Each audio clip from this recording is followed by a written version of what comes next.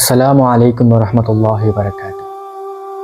মানুষ এই দুনিয়ার মধ্যে চলার পথে কত কিছু হারায়, কত স্বপ্ন দেখে। কিছু স্বপ্ন বাস্তবায়ন হয়, কিছু স্বপ্ন বাস্তবায়ন হয় না। এই জীবনের আশা বড় অদ্ভুত। আপনি যতই আশা দেখতে চান না, এই জীবন, এই দুনিয়া আপনাকে ততই আশাই দেখাবে।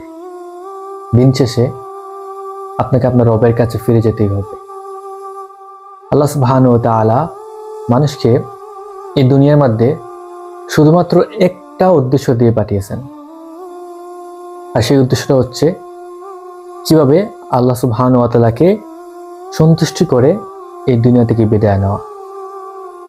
আজকে মানুষ তার প্রতিটা কাজ, প্রতিটা কর্ম শুধু নিজের সন্তুষ্টি, নিজের আরাম-আয়েশের উদ্দেশ্যে করতেছে। সেই সব কিছুই সে নিজের জন্য করতেছে।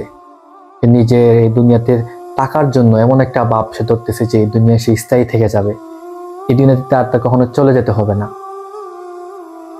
এই জন্য আপনি দুনিয়ায় যত আশা কম দেখবেন, যত কম আশা রাখবেন, যত মুসাফিরের জিন্দেগি যাপন করবেন, ততই আপনার জন্য মঙ্গল হবে।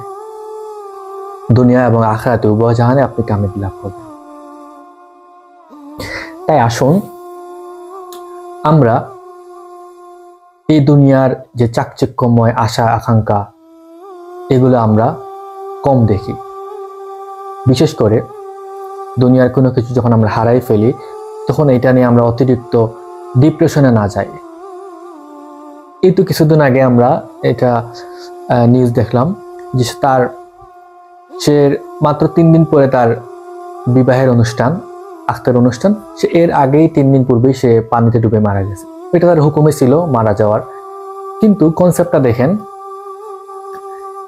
যে তার কত স্বপ্ন ছিল বিবাহ নিয়ে।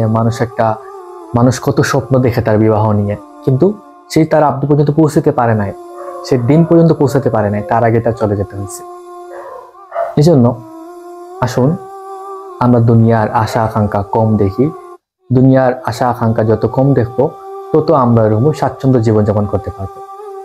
এবং পাশাপাশি আল্লাহ সুবহানাহু ওয়া তাআলা কিভাবে আমাদের উপর রাজি খুশি হন, সেই অনুযায়ী আমাদের কাজ করে যেতে হবে।